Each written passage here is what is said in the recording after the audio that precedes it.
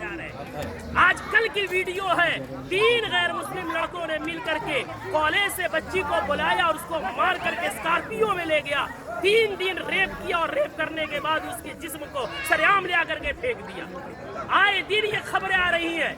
मैं पूछना चाहता हूँ, इसके पीछे के जिम्मेदार मुआशरे के हमारे और आप जैसे बेगैरत लोग नहीं है जो शादियों में, नाच गानों में, पैसों में आग लगा रहे और आग लगा करके शादियों को इतना मुश्किल बना दिया कि वक्त में शादियां नहीं हो रही है, जिसकी वजह से हमारी बेटियां, जज्बात उनमें भी है, जज्बात की रो में बह करके एजुकेशन वाली बच्चियां गैरों के गोद में खेल नहीं रही है, बल्कि टिश्यू पेपर बना करके उन्हें इस्तेमाल करके गली कूचों में फेंक नहीं दिया जा रहा है, बल्कि उनके चेहरे उड़ाए जा रहे हैं। इतने अदब एहतराम के साथ बार बार इसरार करने के बाद झुक करके, बाप कह करके, भाई कह करके, ईमान का हवाला देकर, इस्लाम का हवाला देकर, पूरी सोसाइटी के आदो पैमान का हवाला देकर के कहा गया, लेकिन फिर क्यों नहीं माने?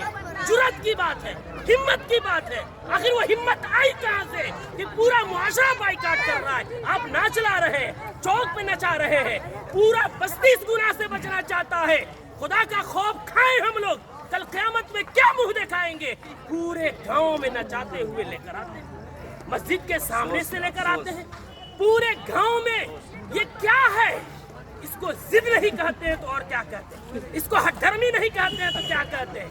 कौन है वो मौलवी, कौन है वो आलिम दीन जिसने कुरान और हदीस पढ़ा है और इतनी सख्ती से मना करने के बाद उस मजलिस में, उस शादी में नाच गाना हो और वो निकाह पढ़ाए, उसका कुरान और हदीस इजाजत देता है? मैं तो एहतराम करता हूँ कि इन्होंने पहले ही जो हमसे मोहब्बत और शफकत के साथ इकरार किया है। कौन है ऐसा जो जिस मजलिस में नाच हो रहा हो, जिस स्टेज में वेशियों का धंधा चल रहा हो, जिस स्टेज में खड़ा हो करके बहनों के पाँव में घुंघरू बांधा जा रहा हो, उनके सरों से दुपट्टे खींचे जा रहे हो, जिस निकाह जो इबादत है उस इबादत के अंदर मुआशरे के लंगे और लुफंगे और लवंडे औरतों के पीछे तालियां बजा रहे हो, वो निकाह में किस मौलवी का इल्म इजाजत देगा निकाह पढ़ाने का?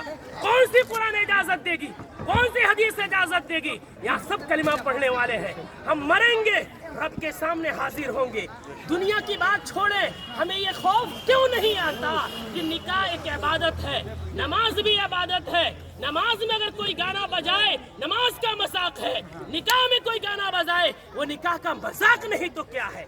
जो मौलवी कुरान की आयत पढ़ेंगे उनका मजाक नहीं तो क्या है? हदीस